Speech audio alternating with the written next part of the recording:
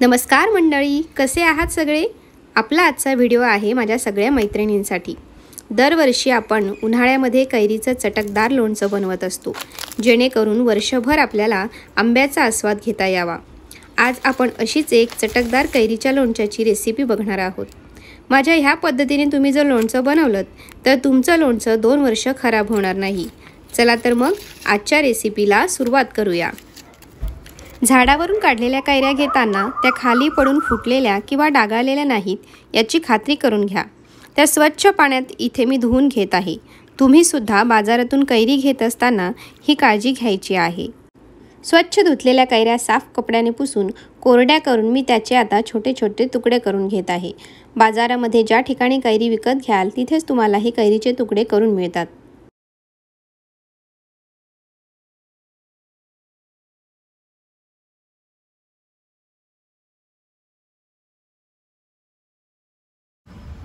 हे बघा, ह्याप्रमाणे कैरीचे तुकडे मी करून घेतलेले आहेत।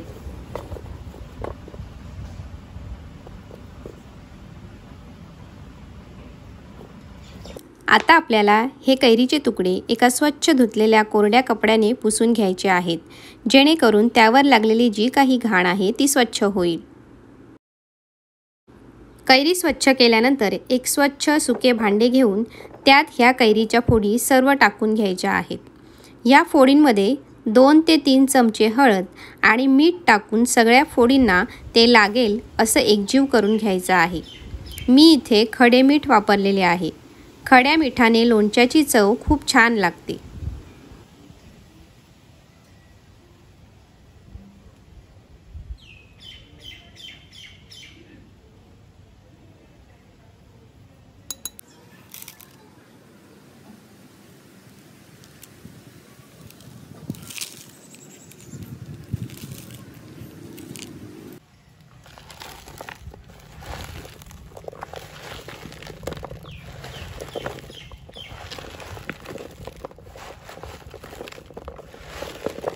फोडींना मीठ हळद नीट लावून झाल्यावर आपल्याला या भांड्यावर झाकण ठेवून निदान 2 तास ते झाकून बाजूला ठेवून द्यायचं आहे।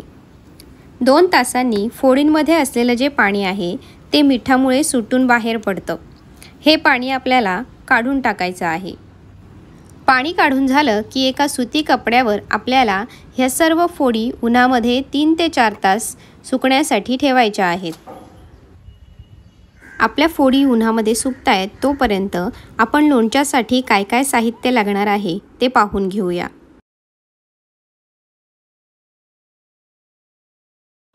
ज्या पावडर आपल्याला लोणच्यासाठी लागणार आहेत त्या मी घरीच तयार केलेल्या आहेत। या ठिकाणी मी घेतलेली आहे मोहरीची डाळ। बाजारात जी मोहरीची डाळ मिळते ती मोहरीची डाळ आणून मी ती तव्यावरती चांगली शेकून घेतलेली आहे आणि त्याच्यानंतर तिची पावडर बनवलेली आहे। त्यानंतर या ठिकाणी मी धण्याची पावडर बनवलेली आहे। धणेसुद्धा मी थोडेसे तव्यावरती तापून घेतलेले आहेत। यानंतर लोणच्याला चांगली चव यावी यासाठी मी हे थोडेसे खडे मसाले असेच ठेवलेले आहेत अखंड। त्यानंतर पाव किलो लसूण जो आहे तो सोलून आपण या ठिकाणी ग्राइंड करून घेतलेला आहे आणि बाकीच्या खड्या मसाल्याची याप्रमाणे पावडर बनवून घेतलेली आहे। याप्रमाणे खड्या मसाल्याचे आपल्याला 2 भाग करायचे आहेत। थोडासा मसाला आपल्याला अखंड ठेवायचा आहे आणि बाकीच्या खड्या मसाल्याचा आपल्याला पावडर बनवायची आहे। त्यानंतर ही मी घेतलेली आहे बडीशेप, ती सुद्धा थोडीशी मी तव्यावरती तापवून घेतलेली आहे आणि त्याच्यानंतर त्याची पावडर बनवली आहे। गॅसवर मी आता स्टीलच्या भांड्यामध्ये तेल तापत ठेवलेलं आहे। तेल तापल्यानंतर मी त्याचे 2 भाग करून घेणार आहेत आणि ते 2 भाग कशासाठी करणार आहे ते मी तुम्हाला पुढे सांगणार आहे। आपलं तेल तापते तोपर्यंत एका मोठ्या परातीमध्ये मी आता आपण तयार केलेली जी मोहरीची डाळ आहे ती, धणे पावडर, बडीशेप पावडर, खडा मसाला पावडर, बेडेकर लोणच्याचा मसाला, हळद, शिल्लक असलेला जो खडा मसाला आहे तो आणि मीठ टाकून या ठिकाणी घेत आहे।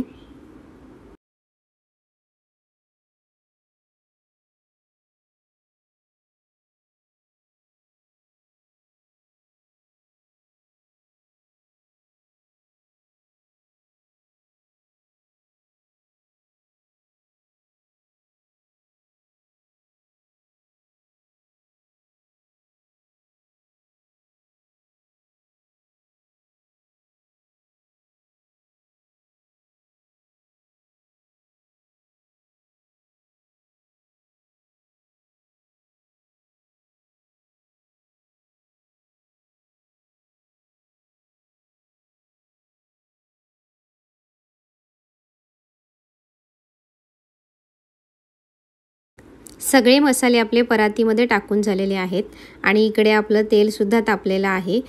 ह्या तेलाचे मी सांगितल्याप्रमाणे 2 भाग केलेले आहेत। आता एका भागामध्ये मी हिंग आणि सोलून ठेचून घेतलेला लसूण टाकून घेते, त्यामुळे लसणाची जी कच्ची चव आहे ती निघून जाईल।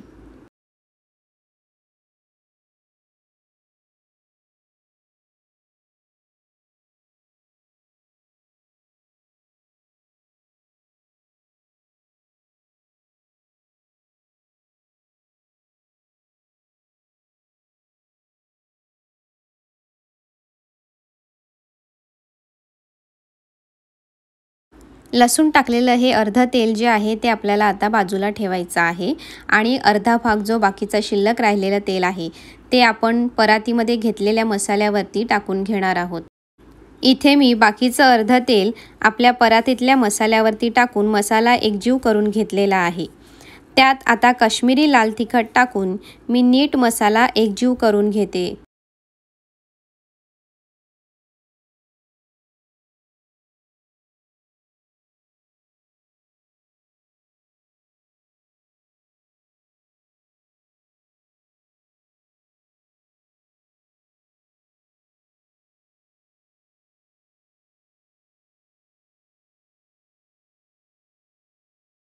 मसाला एकजीव करून झाल्यानंतर आपल्याला ह्यात गुळाची पावडर टाकून घ्यायची आहे। त्याचबरोबर आपण ज्या अर्ध्या तेलामध्ये हिंग आणि लसूण टाकलेला होता ते तेलसुद्धा ह्या मसाल्यामध्ये आपल्याला टाकून घ्यायचं आहे।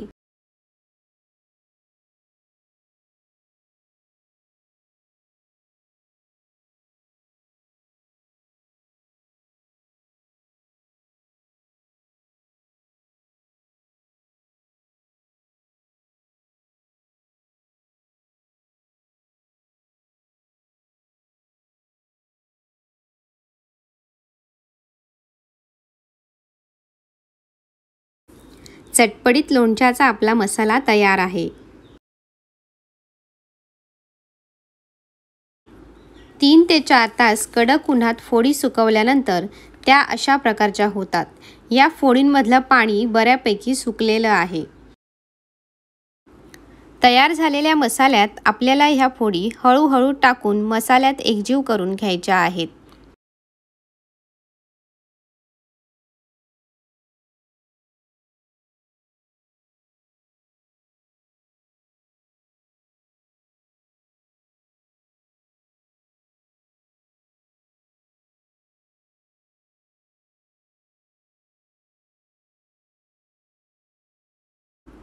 मी ह्या सगळ्या फोडी मसाल्यात एकजीव केलेल्या आहेत। आपलं चटपटीत आंबट गोड कैरीचं लोणचं तयार आहे। लोणचं तयार करत असताना सर्वात महत्त्वाची गोष्ट म्हणजे ते साठवून ठेवणं। तर त्यासाठी मी या ठिकाणी इथे एक सिरॅमिक म्हणजे चिनी मातीची बरणी घेतलेली आहे। बरणी स्वच्छ धुवून कडक उन्हात वाळवून घेतलेली आहे आणि आता ह्या बरणीला मी आतल्या बाजूने हिंग लावून घेते, त्याने लोणच्याला बुरशी लागत नाही। तुमच्याकडे चिनी मातीची बरणी नसेल तर तुम्ही काचेच्या बरणीचा वापर करू शकतात, परंतु प्लास्टिकच्या बरणीचा वापर करू नये, कारण प्लास्टिकच्या बरणीमध्ये जर लोणचं ठेवलं तर प्लास्टिक हे आपल्या शरीरासाठी घातक आहे। म्हणूनच काचेची किंवा सिरॅमिकची बरणीच आपण लोणचं ठेवण्यासाठी वापरावी। अशा प्रकारचं लोणचं जर तुम्ही बनवलं तर तुमचं लोणचं 2 वर्ष तरी खराब होणार नाही। आजची रेसिपी तुम्हाला आवडली असेल तर व्हिडिओला लाईक करा, व्हिडिओ जास्तीत जास्त शेअर करा, त्याचबरोबर व्हिडिओच्या खाली कमेंट करायला विसरू नका। या प्रकारचं लोणचं तुम्ही एकदा बनवून बघा, तुम्हाला नक्की आवडेल। पुन्हा भेटूया नवीन व्हिडिओसोबत, तोपर्यंत मस्त रहा, मस्त खा, स्वस्त रहा आणि आनंदी रहा।